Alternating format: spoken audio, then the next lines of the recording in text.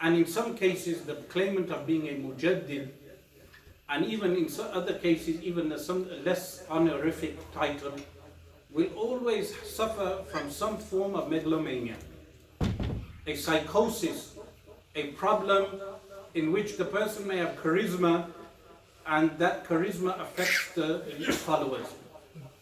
When that charisma affects the followers then will close their mind to any criticism of the leader. For instance, recently in my debate, my own students criticized me for certain things. Does this mean I ostracize my students? Meaning, when in the debate there were certain points they may have disagreed with, even on the online comments, my own direct students were saying this was wrong, Shaykh was wrong to do this or say this. Is this permissible in Islam? The answer is yes. If the Shaykh is wrong, he is wrong. Why? Because the source of guidance is what? Quran and Sunnah and Ijma'. Quran, Sunnah, Ijma'. Meaning the Wahhabis will say Quran and Sunnah. What makes the difference with us? Ijma'. Quran, Sunnah and Ijma'. And then also Aql. Also Aql, the intellect. So if my students object to me, I say Ahlan wa Sahlan. Welcome. Why? You can correct me with Quran, you can correct me with Sunnah, and you can correct me with Ijma', and you can correct me with Aql. Why? Because people like us are what? Not ma'asum. We have sins. We have weaknesses. So in fact, I would encourage students to rectify me firstly in private.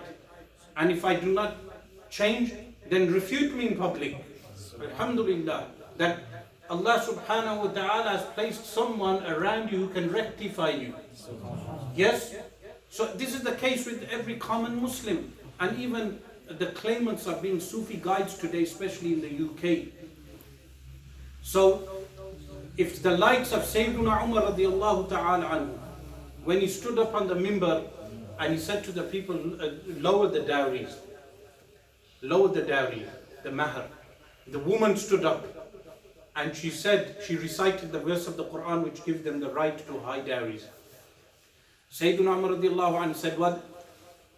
Asab al-mar'atu wa akhta'a Umar. The woman is correct and Umar is wrong. Or when Sayyidina Umar radiallahu anhu, he had a new piece of clothing and they said, oh Umar, where did you get this clothing from? They asked him in front of people. They took him to account.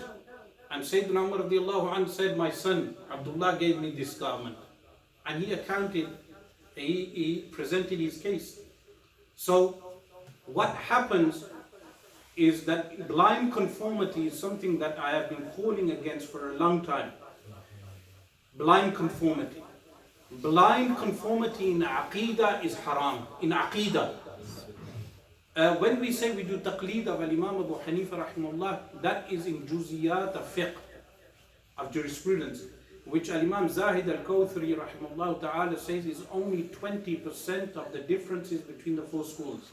So if someone says, I know there are 4 fard of wudu because Imam Abu Hanifa said so, this is fine. But you do not say, I believe in Allah because Imam Abu Hanifa said so. No.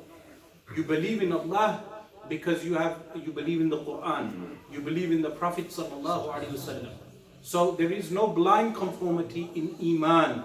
There is no blind conformity in creed. Likewise, there is no blind conformity in issues of common sense. There is no blind conformity where the leader violates Sharia. The leader violates Sharia, the students have every right to correct with good manners, correct the teacher initially, correct him, that say that this contradicts Al-Quran Al-Kareem or it contradicts the Sunnah of the Messenger of Allah sallallahu alaihi wasallam. But what happens is that when the leader of a group violates Sharia or violates Aqidah, the followers fall into cognitive dissonance. That's the modern term. Cognitive dissonance is when people know there is a big elephant in the room and no one is